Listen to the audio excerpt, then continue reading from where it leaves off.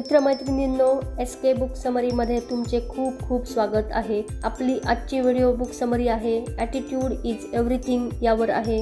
हे पुस्तक Jeff Keller यांनी लिहिले आहे। ते एक मोटिवेशनल स्पीकर आणि कोच आहेत।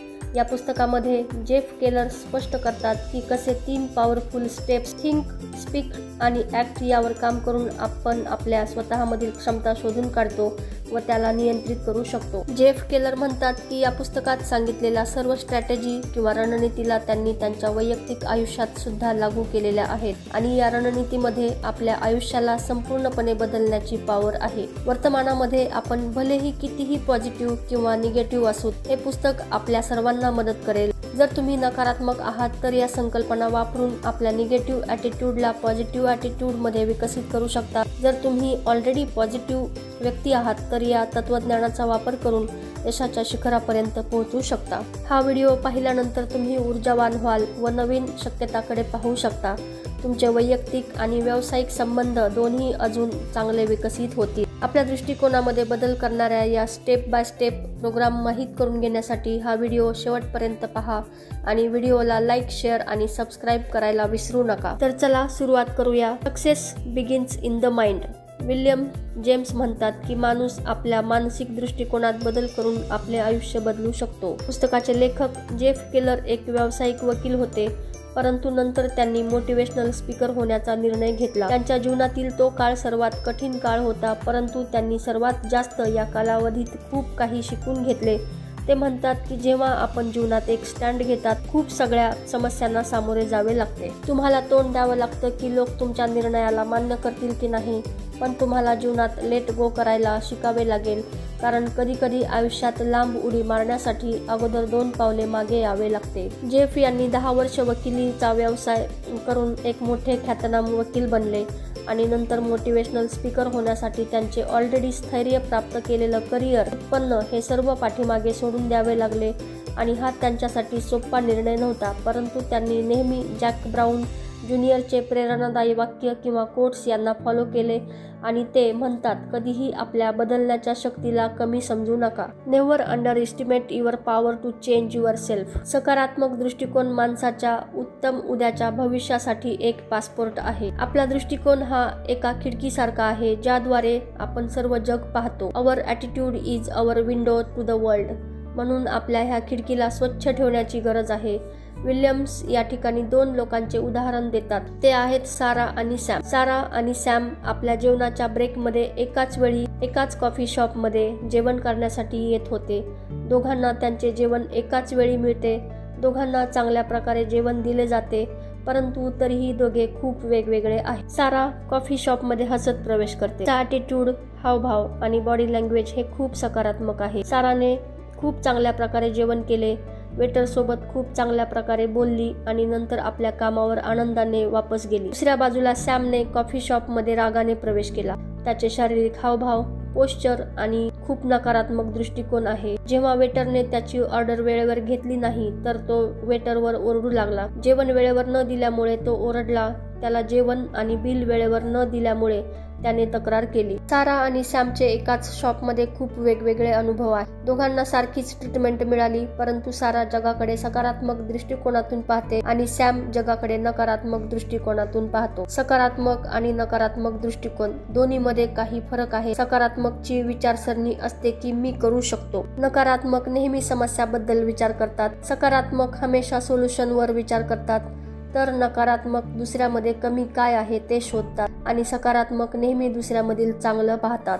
नकारात्मक फक्त त्याबद्दल विचार करतात जे त्यांच्या जवळ नाही, परंतु सकारात्मक त्यांना मिळालेल्या आशीर्वादाबद्दल विचार करतात। नकारात्मक लोक मर्यादा पाहतात, परंतु सकारात्मक लोक शक्यताकडे पाहतात। आपला दृष्टिकोन हाच आपल्या जगाकडे पाहण्याची खिडकी आहे, कारण आपण सर्वांनी आपल्या जीवनाची सुरुवात एका चांगल्या सकारात्मक दृष्टिकोनाने व स्वच्छ मानसिक खिडकीतून केली होती। लहान मुले नेहमी हसत राहतात आणि खुश राहतात। त्यांना नवीन गोष्टी एक्सप्लोर करायला आवडतात। जेव्हा एक लहान मूल चालता चालता पडते तेव्हा ते हसते परत उठते आणि अजून एक वेळेस प्रयत्न करते. ते मूल असे कित्येक आठवडे आणि कित्येक महिने असेच करत राहते जोपर्यंत तो चांगल्या प्रकारे चालण्यास शिकत नाही. त्याची मानसिक खिडकी स्वच्छ होते ज्यावेळेस त्याला वाटते की तो काहीही करू शकतो.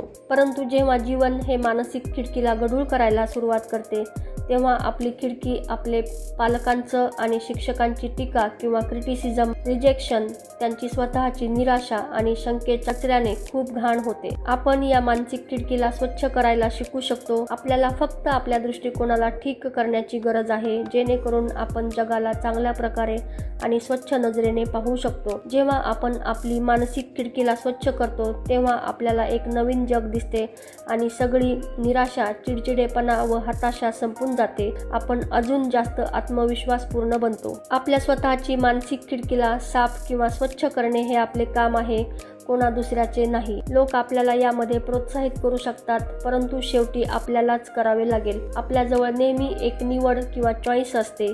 आपण आपल्या मानसिक खिडकीला घाण ठेवून जगाला त्याच दृष्टीने पाहू शकतो किंवा आपण तिला स्वच्छ करून उत्तम, चमकदार आणि प्रकाशमय जीवनाला पाहू शकतो. हुगडॉन म्हणतात की एक आनंदी माणूस तो माणूस नाही जो आपल्या अवतीभोवतीच्या परिसरामुळे आनंदी झाला आहे, परंतु जो आहे की जो आपल्या काही निश्चित दृष्टिकोनामुळे तो असा माणूस बनला आहे. A happy person is not person in a certain set of circumstances but a person with certain set of attitude. स्वतःच्या क्षमतेला वाढवण्यासाठी आणि आपल्या उद्दिष्टाला साध्य करण्यासाठी काही वेळेला तत्वाचे आपल्या जीवनात पालन करू शकतो. या तत्वाचे पालन करून लक्षावधी लोकांनी मदत घेऊन असामान्य किंवा अलौकिक परिणाम मिळवण्यासाठी, परंतु सकारात्मक दृष्टिकोनाशिवाय कोणतेच तत्व काम करणार नाही. आपल्या जीवनात यश आपल्या दृष्टिकोनाने सुरुवात होते आणि दृष्टिकोनामुळेच संपते. जेव्हा आपण या तत्वाबरोबरच सकारात्मक दृष्टिकोनाला मिळवतो तेव्हा आपण अनस्टॉपेबल बनतो. अर्ल नाइटिंगेल जे एक खूप मोठे यशस्वी लेखक, पॉडकास्टर्स आणि स्पीकर आहेत, यशाला 6 शब्दामध्ये वर्णन करतात की we become what we think about. म्हणजेच आपण जो विचार करतो तेच आपण बनतो. हे असे काम करते की जर आपण सतत एकाच उद्देशाबद्दल विचार करतो तेव्हा आपण त्या उद्देशाला साध्य करण्यासाठी ॲक्शन घेऊ शकतो. उदाहरणार्थ फ्रेड विचार करतो की तो एका वर्षामध्ये $30,000 कमावू शकतो. ह्युमन मॅग्नेट प्रमाणे फ्रेड असे काम आकर्षित करेल जे ह्या उद्देशाच्या दिशेने असेल. फ्रेड $30,000 वर्षभराच्या उद्देशामध्ये साध्य करेल. जर फ्रेड विचार करेल की माझ्या गरजा जास्त आहेत आणि मला जास्त पैशाची गरज आहे आणि मला $50,000 वर्षभरामध्ये गरज लागेल. जर फ्रेडने फक्त $50,000 वर्षभरामध्ये कमावू इच्छितो परंतु त्यामध्ये विश्वास नाही केला की तो एवढा पैसा कमावण्याची क्षमता ठेवतो, तर या केसमध्ये फ्रेड आपल्या $50,000 कमावण्याच्या वर्षाच्या उद्दिष्टापर्यंत पोहोचू शकणार नाही. जर तो सतत हाच विचार करेल आणि असे मानेल की $50,000 वर्षभरामध्ये कमावण्याची क्षमता ठेवतो,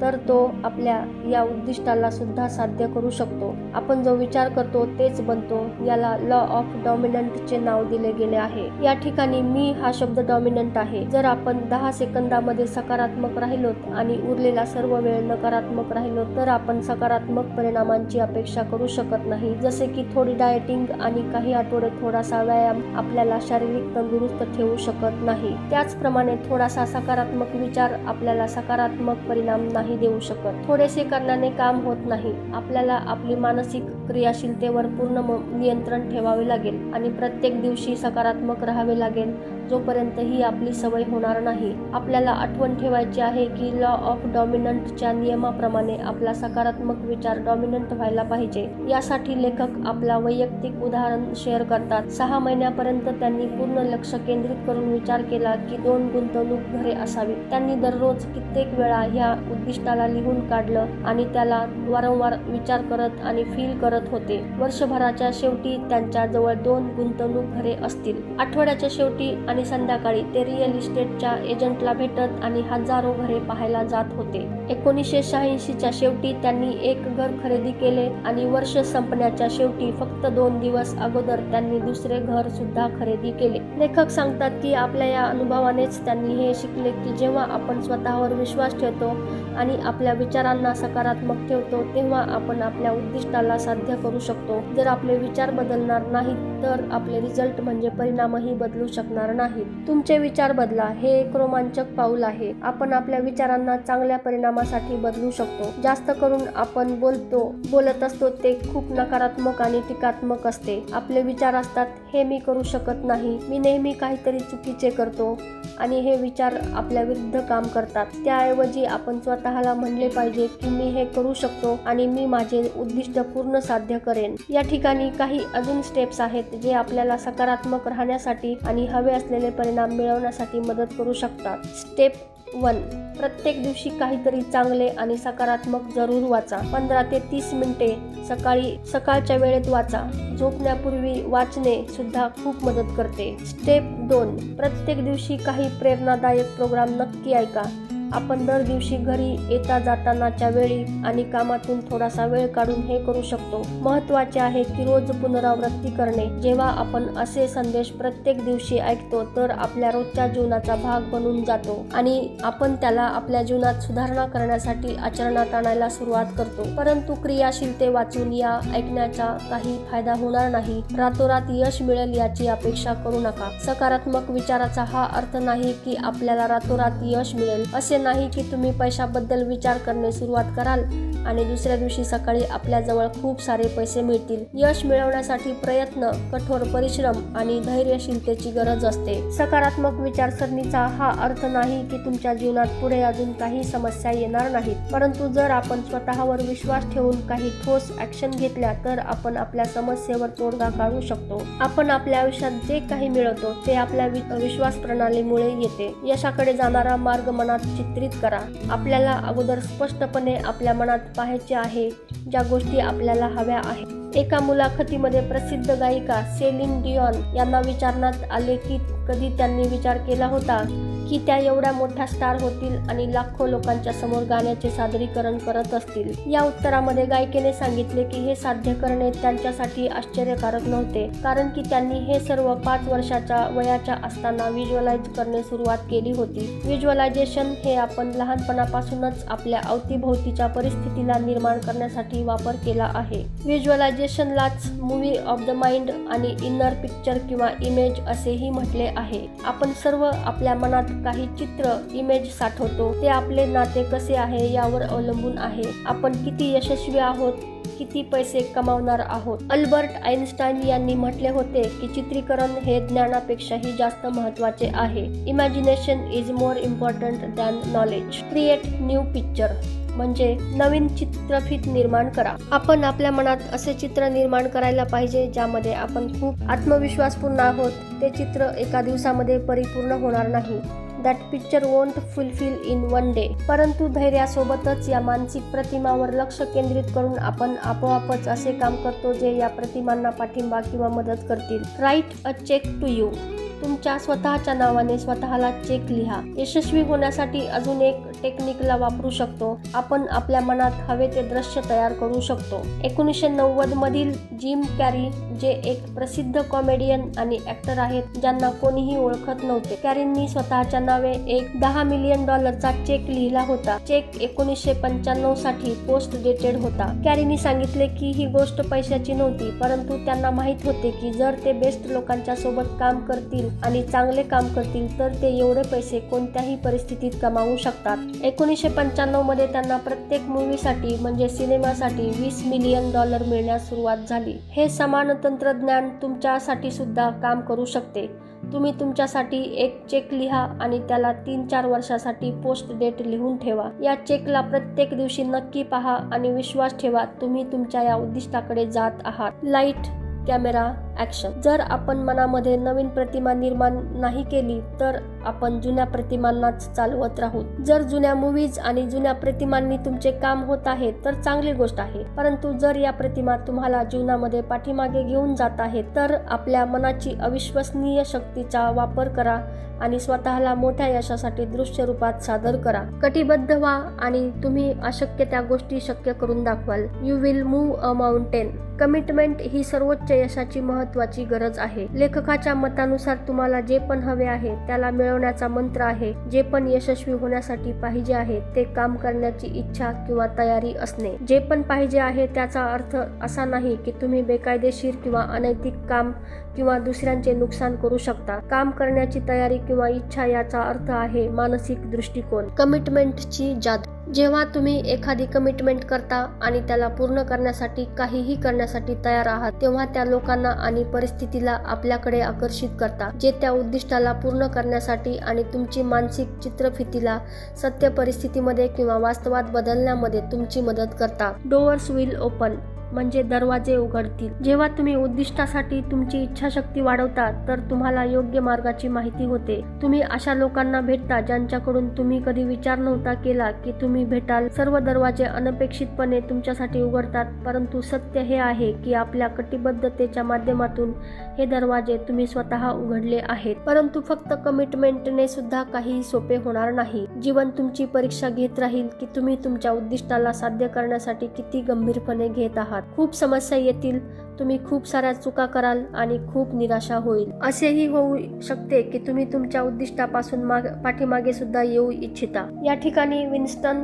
चर्चिलचा सल्ला सर्वात जास्त कामाला येऊ शकतो आणि तो सल्ला आहे नेव्हर एव्हर गिव्ह अप म्हणजे कधीही हार मानू नका. जेम्स कॉर्बेटने म्हटले होते की तुम्ही अजून एक राऊंड खेळून चॅम्पियन बनता. जेव्हा गोष्टी कठीण होतात तेव्हा फक्त एक अजून राऊंड खेळा. जर आपल्या उद्दिष्टाला पूर्ण करण्यासाठी आपल्यामध्ये बांधिलकी आहे तर लहान लहान पराजयाला मात करून तुम्ही शेवटी जिंकू शकता. एक कटिबद्ध माणूस 100 स्वारस्य असलेल्या माणसापेक्षा खूप जास्त चांगले आहे. तुमच्या समस्येला संधीमध्ये रूपांतरित करा म्हणजे turn your problem into opportunity. आपण कदाचित संघर्षाला तोंड देतो परंतु कठीणाईची एक दुसरी बाजू पण असते. एक समस्या कधी कधी समस्याच नसते, उलट ती एक संधी असते. कधी कधी समस्या फक्त यामुळे येते जेणेकरून काही तडजोड करून त्याला संधीमध्ये बदलता येऊ शकते. समस्येशिवाय आतापर्यंत आपण कधी जीवनामध्ये सकारात्मक ऍक्शन घेतलेलीच नाही. Career change emerges from frustration. लेखक म्हणतात की त्यांची स्वतःची स्टोरी प्रॉब्लेम्स आणि कठीणाईला बेनिफिट म्हणजे फायद्यामध्ये बदलण्याचा एक खूप मोठे उदाहरण आहे. लॉ ऑफ स्कूलमधून पदवीधर झाल्यानंतर जोपर्यंत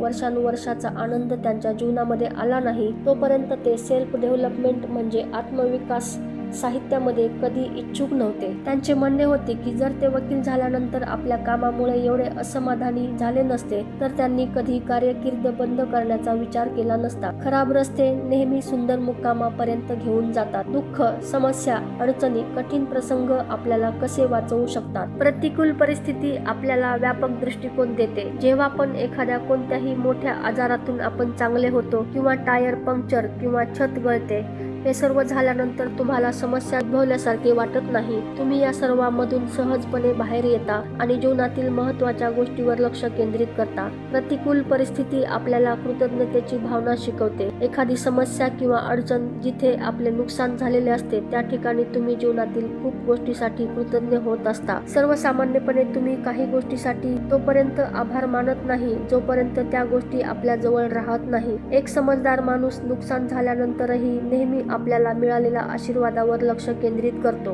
प्रतिकूल परिस्थिती आपल्यामधील लपलेल्या सामर्थ्याला म्हणजे क्षमतेला बाहेर आणते. एखाद्या खूप कठीण प्रसंगातून परिस्थितीमधून बाहेर आल्यानंतर आपण भावनिकदृष्ट्या स्ट्रॉंग बनतो. जीवन तुमची परीक्षा घेते आणि त्यामध्ये तुम्ही उत्तीर्ण होत असता आणि पुढील आव्हानासाठी तुम्ही अगोदरपासूनच तयार राहता. समस्या आणि कठीण प्रसंग आपल्यामधील सर्वोत्तम गोष्टी बाहेर आणतात. आपण अशा क्षमतेला शोधून काढतो जे आपल्याला कधी माहीत नव्हते की ती आपल्यामध्ये आहे. प्रतिकूल परिस्थिती आपल्याला बदल करायला आणि ऍक्शन घेण्यास हिंमत देते. खूप लोक फक्त यामध्येच अडकून राहतात की त्यांचे जीवन हे कंटाळवाणे आणि वेदनादायक आहे. समस्या कधी कधी फक्त यासाठी येतात कारण जीवनाचा एक मार्ग आहे तुम्हाला हे सांगण्यासाठी की तुम्हाला जीवनात योग्य ऍक्शन घेण्याची गरज आहे. प्रतिकूल परिस्थिती आपल्याला महत्त्वाचा धडा शिकवते. समस्या आपल्याला मोलाचा धडा पण शिकवतात ज्यामुळे तुम्ही तीच चूक भविष्यात करू नये आणि लवकरच यशस्वी होऊ शकू. ॲडव्हर्सिटी ओपन्स अ न्यू डोअर. आपत्ती ह्या नवीन दरवाजे उघडत असतात. जेव्हा तुमचे ब्रेकअप होते तेव्हा तुम्ही चांगले रिलेशनशिप शोधता. तुमची नोकरी जाते तेव्हा तुम्हाला दुसरी चांगली नोकरी मिळते. ह्या एक लपलेल्या संधी आहेत ज्या तुम्हाला सांगतात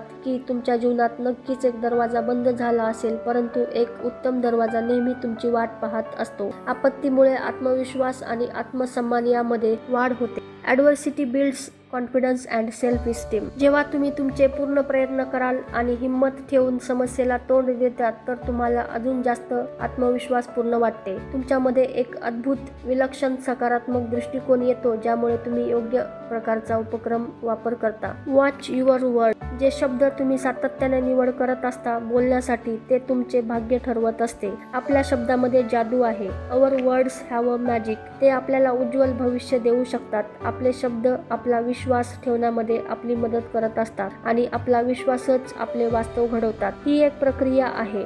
thoughts, words, beliefs, actions and results. म्हणजे मराठीमध्ये विचार, शब्द, विश्वास, कृती आणि परिणाम. उदाहरणार्थ टॉमला वाटते की तो सेल्समध्ये चांगला नाही, असे त्याने दररोज हजारो लाखो वेळा हे सेम वेळा विचार केला आहे. यानंतर टॉमने अशा शब्दाचा वापर करणे सुरू केले जे ह्या विचाराला सपोर्ट करतात. तो दररोज स्वतःला आणि मित्रांना वारंवार सारख्या गोष्टी रिपीट करतो. हळूहळू टॉमचा हा विश्वास मजबूत होऊन जातो की तो सेल्समध्ये यशस्वी होऊ शकत नाही आणि तो जास्त पैसे कमावू शकत नाही, कारण टॉम आपल्या सेल्स क्षमतेवर विश्वास ठेवत नाही आणि तो त्याच्यासाठी खूप कमी कृती करतो जे उत्पादनक्षम नाही.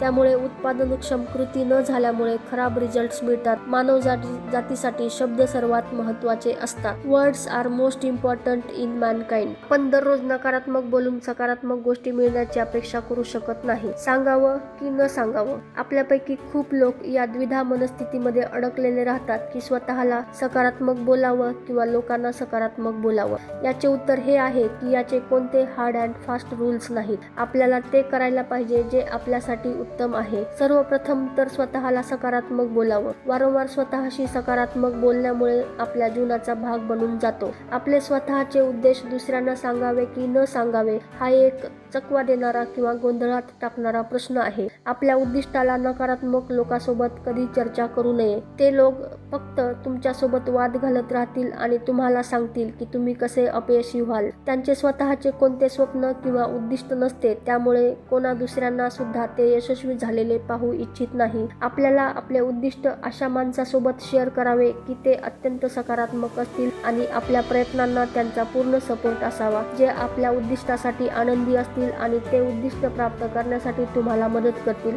सर्वात महत्त्वाचे हे आहे की ते त्या विषयामध्ये पारंगत असावे किंवा त्यामध्ये तज्ञ असावेत.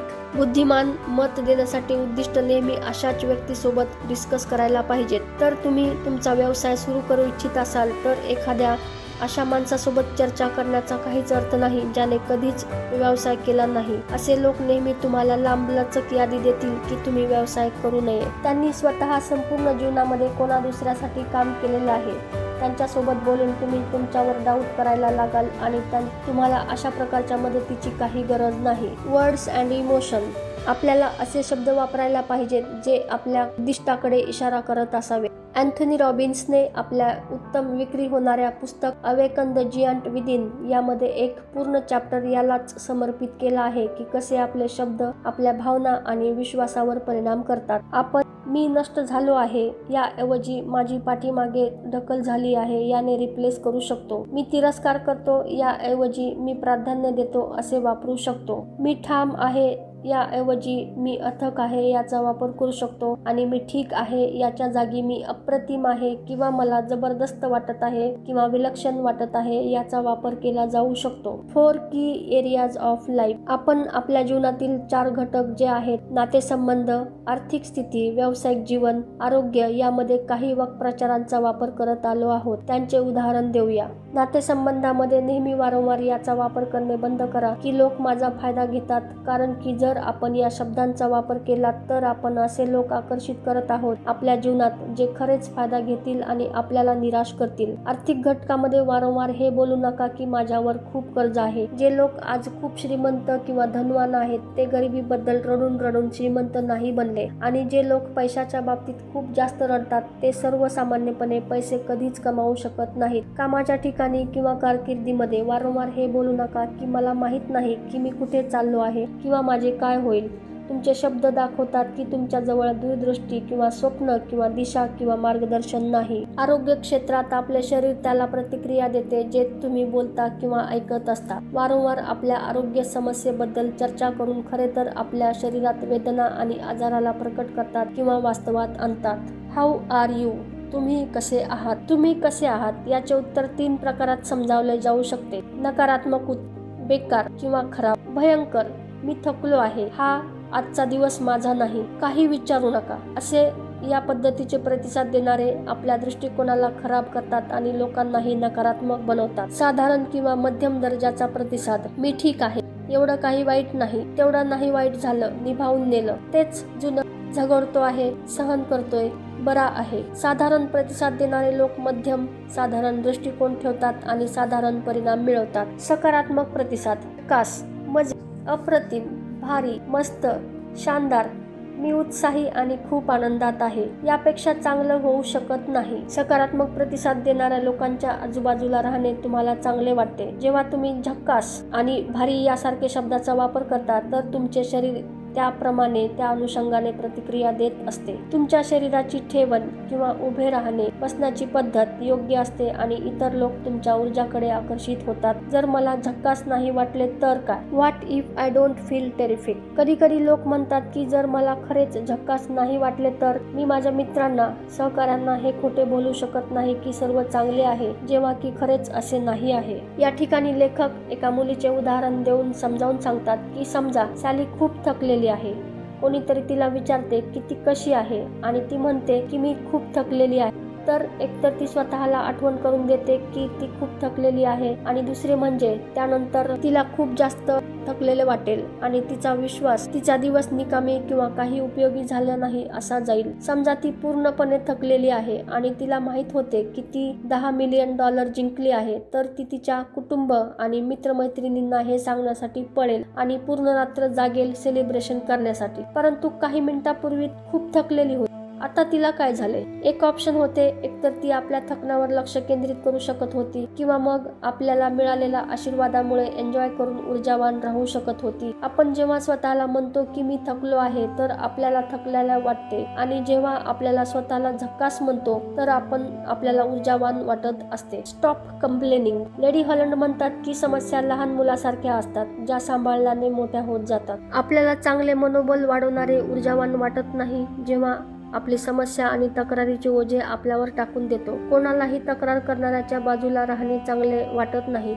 कुटुंब आणि मित्रमैत्रिणींच्या सोबत जीवनाचे अनुभव शेअर करणे हे तक्रार करणे नाही आहे. परंतु जर आपल्याला आरोग्याच्या समस्या आहेत तर लोक आपल्यासाठी काय करू शकतात? आपल्याला डॉक्टरांकडेच जावे लागेल, कुटुंब आणि फ्रेंड्सकडे नाही. वेदना आणि अस्वस्थता याबद्दल बोलण्यामुळे अजून जास्त वेदना तुम्ही आकर्षित करत असता. काही लोक वातावरणाबद्दल तक्रार करण्यात खूप वेळ वाया घालवतात. ज्या गोष्टीवर आपले नियंत्रण नाही आणि जीवनावर परिणाम करत नाही त्याबद्दल गप्पा मारणे उपयोगाचे नाही. आपल्या जीवनातील आव्हानाचे उपाय किंवा समाधान हे तक्रार करण्यात नाही. तक्रारी आपल्या विरुद्ध 3 प्रकारे काम करतात. प्रथम, कोणाला नकारात्मक ऐकणे आवडत नाही. दुसरे, तक्रार करणे तुमच्या वेदनेला अजून जास्त वाढवते आणि तिसरे, तक्रारीचा कोणीही सोबती नाही किंवा तक्रारीमुळे काहीही साध्य होत नाही. Heaven helps those who. स्वर्ग त्यांची मदत करतो जे कृती करतात. काहीही आपोआप होत नाही. जेव्हा आपण हे समजतो की काही गोष्टी मिळवण्यासाठी काम करावे लागते तेव्हा ते आपल्याला मिळते.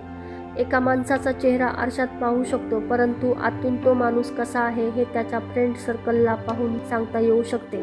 कन्फ्रॉन्ट युअर फिअर वाईजली. शहाणपणाने आपल्या भीतीला सामोरे जा. जर आपल्याला यशस्वी व्हायचे आहे आपल्या क्षमता ओळखायच्या आहेत आणि आपल्या उद्दिष्टाला साध्य करायचे आहे, तर आपल्याला अस्वस्थ होण्यासाठी तयार राहावे लागेल. त्या गोष्टी कराव्या लागतील ज्याची आपल्याला भीती वाटते. मेरी क्युरीने म्हटले होते, जीवनात काहीही भीतीदायक नाही, त्यापेक्षा त्या गोष्टींना समजावून घेण्याची गरज आहे. या ठिकाणी भीतीचा अर्थ शारीरिक नुकसान नाही जे तुम्हाला नुकसान पोहोचवेल. या ठिकाणी आव्हान पेलणाऱ्या गोष्टी करण्याचा अर्थ आहे की त्या गोष्टी तुमच्या वैयक्तिक व्यावसायिक वाढीच्या मध्ये उभी आहे. त्या गोष्टी ज्या तुम्हाला घाबरवतात परंतु ज्या तुमच्या जीवनात वाढ करण्यासाठी आवश्यक आहेत. काही सर्वसामान्य किंवा कॉमन भीती आहे ते म्हणजे पब्लिक स्पीकिंग म्हणजे लोकांसमोर बोलणे किंवा सादरीकरण करणे, नाही म्हणजे नकार ऐकणे किंवा आपल्या कल्पनेला नकार मिळणे, नोकरी बदलणे किंवा नवीन व्यवसाय सुरुवात करणे, आपल्या मॅनेजर किंवा एक्झिक्युटिव्हला नकारात्मक बातमी देणे, आपल्या वरिष्ठ मॅनेजमेंटच्या लोकांसोबत बोलणे, अपयशाची भीतीपासून लपून आपण कुठेही पोहोचू शकत नाही. मिग्वेल म्हणतात की ज्याची संपत्ती निघून जाते त्यांना थोडे नुकसान होते, ज्यांचे मित्र निघून जातात त्यांचे खूप नुकसान होते आणि ज्यांचे धैर्य निघून जाते त्यांचे सर्व काही निघून जाते. याचे एकच सोल्युशन आहे की भीती आणि चिंताशिवाय या परिस्थितींना सामोरे जा. फक्त प्रवेश करण्याने आणि सहभागी होण्यानेच अर्धी लढाई जिंकली जाते. भीती वाटण्यामध्ये काही वाईट नाही, परंतु यशस्वी लोक आपल्या भीतीचा सामना करून पुढे जातात. हे सोपे नाही, परंतु तुम्हाला महान वाटेल जेव्हा तुम्ही तुमच्या भीतीचा सामना कराल.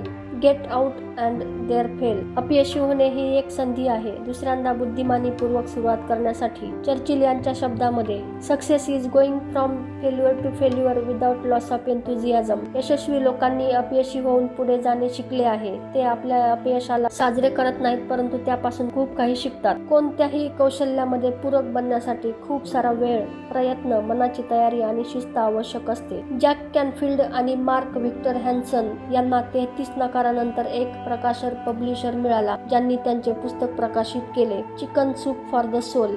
वारंवार नकार मिळून सुद्धा त्यांनी पुढे जाणे शिकले. त्यांच्या ह्या ॲटिट्यूडने त्यांना $10 मिलियन मालक बनवले. यश मिळणे तेव्हा शक्य होते जेव्हा आपण क्विट करता किंवा सोडून देता किंवा थांबवता. थांबवणे किंवा सोडून देणे शेवटची स्टेप आहे. थॉमस वॉटसन यांनी यशस्वी होण्याचा फॉर्म्युला दिला होता आणि तो आहे आपल्या अपयशाच्या दराला डबल करा. नेटवर्किंग म्हणजे संपर्काचे जाळे जे आहे ते रिझल्ट्स मिळवते. तुम्हाला जीवनात सर्व मिळू शकते जेव्हा तुम्ही दुसऱ्यांना ते मिळवण्यामध्ये मदत करता जे ते मिळवू इच्छितात. संपर्काचे जाळे म्हणजे नेटवर्किंग हे स्वतःचे प्रयत्न अधिक प्रभावीपणे वापरण्याचा मार्ग आहे आणि आपल्या यशाच्या गतीला वाढवण्याची पद्धत आहे. शेवटी जेव्हा आपले भक्कम नाते संबंध होतील, आपल्या यशस्वी होण्याची संधी तेवढीच जास्त मिळेल. आपण यशस्वी होण्यासाठी सर्व काही स्वतः करू शकत नाही. व्यवसायामध्ये संपर्काचे जाळे म्हणजे नेटवर्किंग तुमची खूप मदत करतात, जसे की नवीन ग्राहक आणि बिझनेस संधी निर्माण करण्यामध्ये, रोजगाराच्या संधी वाढवण्यामध्ये किंवा नोकरीच्या संधी वाढवण्यामध्ये किंवा महत्त्वाच्या पदासाठी योग्य उमेदवार शोधण्यासाठी, योग्य माहिती आणि माहितीचे स्रोत रिसोर्सेस शोधण्यामध्ये, समस्याचे निराकरण करण्यामध्ये. संपर्काचे जाळ्यामधून